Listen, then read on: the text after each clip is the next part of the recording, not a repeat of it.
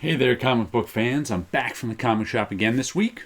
What did I get? 6 new comics? 2, 4, yeah, 6 new comics. I had forgotten since I just counted a moment ago.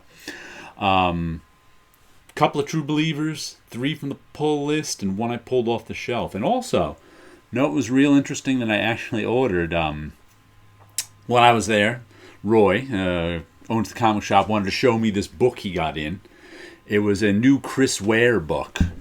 And I love Chris Ware's art and design, but find his writing unreadable, so I don't always buy Chris Ware stuff. But it was a really nice book. It was like 11 by 17, artist edition size, and it had all his part biography. It's got all sorts of photographs of these little stuff he's made. It's got all sorts of process stuff of how he makes his comics. It's got, like an artist edition, it's got a lot of original art shot from his originals where you can see all his drawing. He's got the finished stuff. It was just a really, really nice book. And I was looking at it. I was very impressed by it, going, wow. And I said, how much is this book? I really expected it to be $100 book because that's what it looked like to me. Because, like I said, it was oversized. $30 price tag on it. I was like, how is this $30? And Roy's like, that's $30? He didn't even know it was $30. He's just a Chris Ware fan. He ended up ordering one for himself and was showing me that one. So I was like, for $30, you can order me one. I said, it's well worth $30 to have this amazing book. But look at Chris Ware. He's got a new book that came out today. Look it up if you want to see, because it's only freaking $30 and it's giant and filled with good stuff. But anyway, first True Believers. Was this Avengers 196 Taskmaster? Yep, 196. I remembered it. I think this one's worth a few bucks these days, the original, because Taskmaster might be coming to TV or a movie. This is George Perez, right? Yep, George Perez and Jack Abel. Oh, I didn't know Jack Abel was inking George Perez around this time. And then we got another. This Avengers one, I didn't actually order, but I pulled it off the shelf. It's Avengers 111. Not my favorite period of Avengers. Matter of fact, I think I have a reprint of this, though, in a book. The Scarlet Witch dancing. Dance for us. Entertain us. Who is this? Don Heck. Steve Englehart, Don Heck, and Mike Esposito. Like I said, not my favorite. Probably from when I was a kid, from somewhere around Avengers, like 110 to maybe 135 was my least favorite period of Avengers, though I had a lot of the issues as a kid. They were a little before my time, but I got them as back issues. Then we got the Savage Dragon 253. What I found interesting was Eric Larson tweeted out this week that 252, which was really good, the comic strip issue of where every double page spread was a comic strip. Really well done. I mean, each like strip stood on its own, but was still part of a continuing continuity story. But he said that the second printing of Savage Dragon 252 sold more issues than the first printing.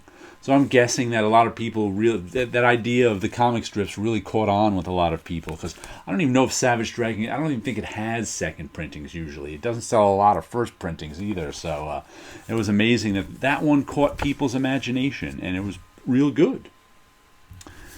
And here we go with Big Girls number 3.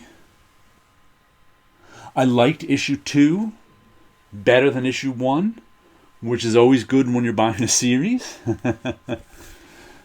Big girl with a gun.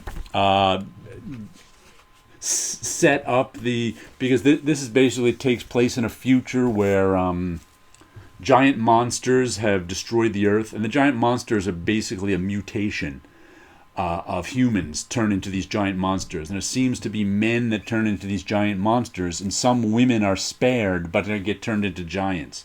So now those giant women those big girls are fighting the men, and they kind of set up, there's these cities that are safe areas, but now we found out that there's some people outside the cities who are really angry with the people inside the cities for excluding them, basically, and there's conflict going on there. But it was This Jason Howard doing the writing and the artwork. Nice stuff. No dancing Scarlet Witch, though. Come on, we need more dancing in our comics. Good. Matter of fact, did I show you any? Did I even flip open a page in the Savage? Oh, let's flip open a double page spread in the Savage Dragon, just for the heck of it. He always likes to give us some double page spreads. But yeah, I've been liked the first issue, liked the second issue better, expect to like the third. So, and then I've got Sarah in the Royal Stars is back. Issue number 8. It's fun by Volt. It's funny, I don't know why this one is the one that's continued. I think I picked up like 3 or 4 Volt comics whenever this one started, and this is the only one that's continued. The other one's 4 or 5 issues and stopped. I don't know if they were planned that way, but Sarah and the Royal Stars is going on. I'd call it sort of a young adult fantasy comic, except there were some adult things in it. There was some nudity and violence, so it's not really young adult. But I've been enjoying it. It's about this fantasy stuff where there's gods and humans and the end of the world, and some of the gods and humans are teaming up to try to save the planet because it's deteriorating for some reason, and there are other gods. The Royal Stars, I think, are the if they're not gods, they're elder people with superpowers kind of thing. I don't know what they'll call them all in fantasy stories, but I've been enjoying it. Haven't seen an issue in a little while. I'm sure I'll like. And this one I picked up completely on a whim, just for the cover and the name. From Archie Comics, it's Madam Satan. Dun, dun, dun. I mean, I just used to love those Satan comics from Marvel. You know, Son of Satan and whoever. Who's this by? Story by Elliot Rahal. Art by Julius Ota. Coloring by Matt Herms. Lettering by Jack Morelli. There's a name I know, Jack Morelli. He used to be in the Marvel bullpen in the 80s, I think. Late 80s. But I just liked that Madam Satan cover. Matter of fact, who does this? That's I don't know how to pronounce O-H-T-A. Ota? That's a Julius Ota cover. And the cover caught my eye, and of course the logo. Madam Satan. Okay, they got me with Madam Satan. What a goofy name. I like it. Oh, and one other thing. I did a video recently, just yesterday, I think it was, on a Guardians collectible trading card game with art by an illustrator named Brahm. And that I was just showing off the art. I just happened to... I've been looking through some of my old collectible trading card games from the 90s that I had stuck away in a cabinet. And in with those Guardians Brahm games, I found like 4 unopened packs of an expansion of Guardians. I think there's some Mike Plug art in the expansion too. So I'm actually gonna, maybe sometime I'll make a video of opening those decks of cards from the 90s. I think that'll be fun. Why not? Oh, and one other thing I got this week. The Blick Holiday Catalog. Oh, yeah.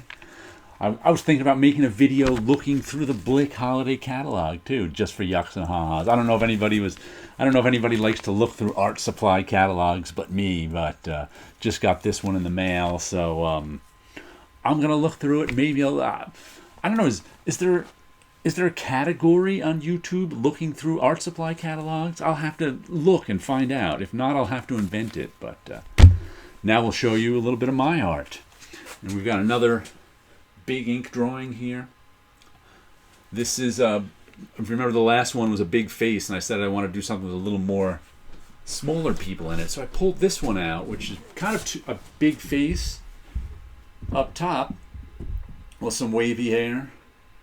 And another older guy down the bottom in his strange sweater with lots of... What's funny is when I first started drawing this, I didn't have all these lines in his face. And he looked much younger, because one of the rules about making art is drawing faces is the more lines you put in someone's face, the older they look. So once I got those like lines on the side of his face and those his bag lines under his eyes a little bit there, he suddenly looked much, much older. And it's funny because I don't think I usually draw older people with lines on their face. You know, most of the lines on their face are like these circles or these curlicues here, which are more decorative, so they really don't make a character look old, a face look older, but those ones do. So I found that a little interesting after I did. And I'm not sure what that ball on a string is, but it's hanging out there. All right, so there you go. Come on, stay. Got a little art for you, little catalog, some comics, and you guys all have a good week out there.